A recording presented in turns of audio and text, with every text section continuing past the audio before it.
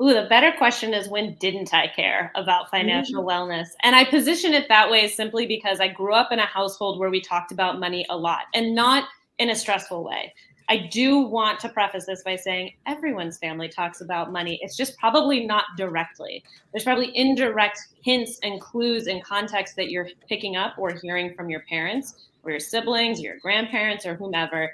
But in my household, things are pretty direct. And my parents were very forthright when it came to talking about finances, how to handle your money, how to budget, the importance of saving, all of that.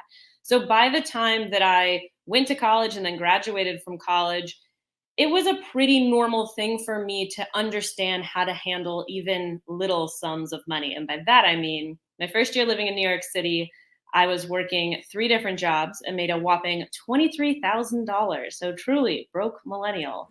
And it was from that experience that I started recognizing, even though financially I was kind of scraping by, I felt in control. I understood how to live within my means. I understood how to budget. And even though my means were meager, I figured out how to make it work.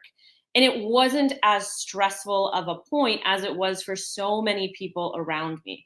So many of my friends, many of whom were on what I would call parental welfare. So parent or friends whose parents would help them out. They were just sticking their heads in the sand. And notably, one of my friends even said, all I do is hope I have enough money at the end of the month.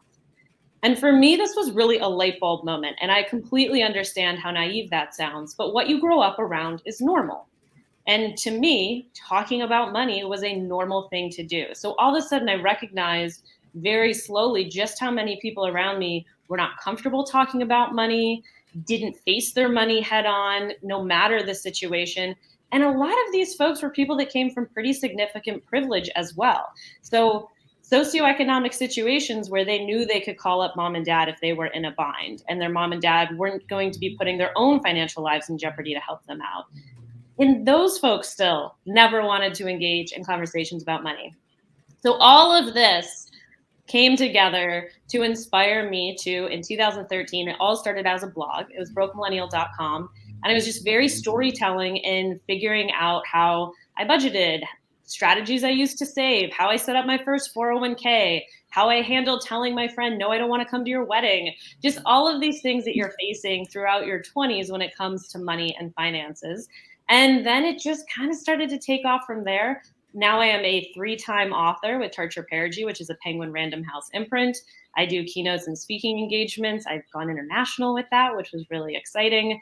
And so it just really has turned into me having the opportunity to share my own strategies, but also really talk about the importance of caring about personal finance, caring about money, and learning how to talk about it with each other. And let's be honest, with ourselves. We're pretty self critical a lot of the times when it comes to many things in our lives, but definitely money.